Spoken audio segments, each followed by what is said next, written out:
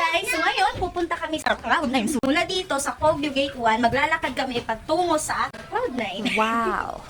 Ay, siya pa po ka Lorena. So, ayan, papunta po kami dyan sa may flagpole. So nakikita niyo po yung flag na yon? Dyan kami pupunta. Pwede kaya. So our lakad begins here! Dahil sa mga galanga kami at wala kaming pera, maglalakad kami. Kasi kami mga pobre. Okay, trivia for today. Alam nyo ba guys, ang English ng hampas lupa? Ano? Ready? Slap soil. Oh, you know. Another one. Another one guys, another trivia. Do you know that the English of patay gutom is dead hungry? Ah? Really? Wow, may ali chicken at mayroon ali samgyupsal dito guys. Pero wala kami mga pera kaya dadaan na lang kami. So guys, nandito na kami ngayon sa Blue Mountains. Guys, sasakay na kami sa tricycle kasi sobrang layo pa pala papunta ng Cloud9. Medyo. Waray, pasalamat ka.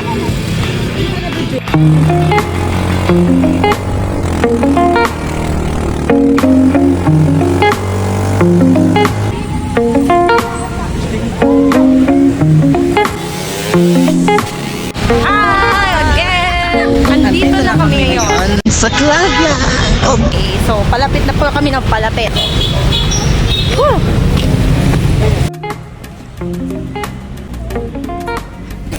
So ayan, nandito na po kami. Papunta na po kami doon sa taas. Ano yung expectation mo dito since this is your first time na makapunta rito sa Cloud9? expectation is unexpected. Oh, really? Wow! So ayan, nandito na po kami ngayon sa Cloud9. So dito po ay may museum dito, ang tipula ng history. So, titignan nyo yan. Ito yung restaurant nila.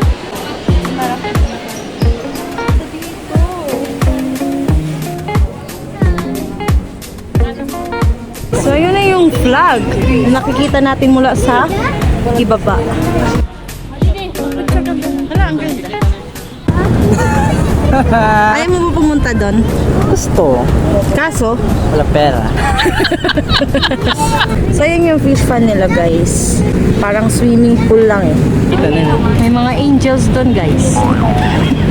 Akit na sa langit. Metro Manila din nanay. Ganito? Ha? Kitang-kita ang Metro Manila.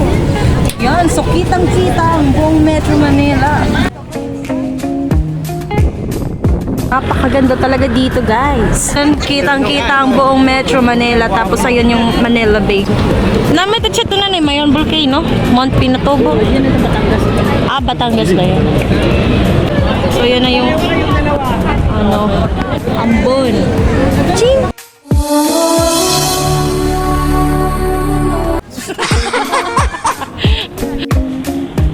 Pag-picture kang dati mo yan na dito guys, makikita yung mga lumang pera ng Pilipinas. Yung mga lumang documentary stamp. Nandito naman dito sa part na to yung mga lumang litrato ng mga bayani. May mga lumang magazine din po dito guys. Ayun may doon, may calendar doon. Tapos may mga litania. Uy, din man yun to. May libre nga pasok. Di ba yun? So yun guys, papasok muna kami yun sa museum. So bago ka makapunta sa Hanging Bridge, kailangan mo muna pumasok dito sa museum.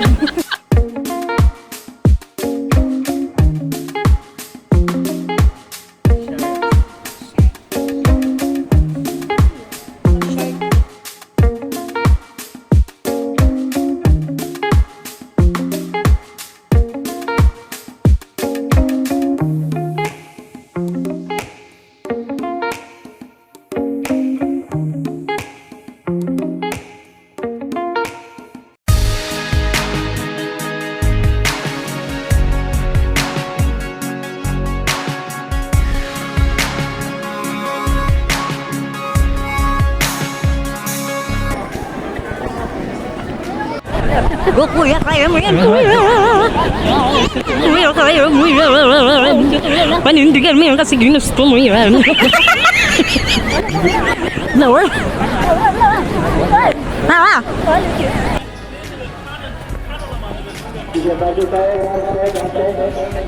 So, sa aking experience at sa nakikita ko, para siyang talagang dating Cloud9. Kasi same height yung mountain nila. So hindi po kami sure dito kung tama po ito. Pero sa tingin po namin, yung painting na yan po yung dating Cloud9. Dinevelop lang po kaya naging ganito na kaganda yung lugar na to dito. So ano yung masasabi mo sa experience na to? Nakakamangha. So ano masasabi niyo sa experience mo dito sa Cloud9? So, this is my second time to came here. So, Hi. Ulit. So, this is my second time to come here.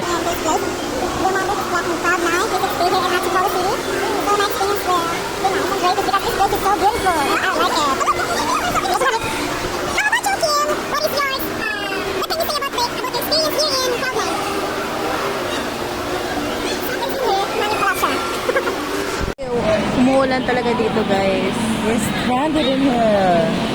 Stranded na kami tuloy dito. Trivia. Alam nyo ba na ang dating pangalan ng Antipolo ay Tipolo? Now you know. Hi, madilim na po dito, guys. And natatain na po ako.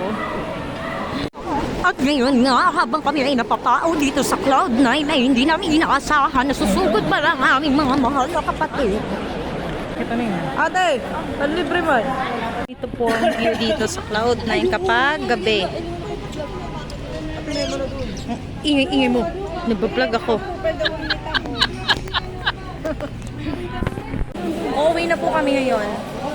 Bye-bye!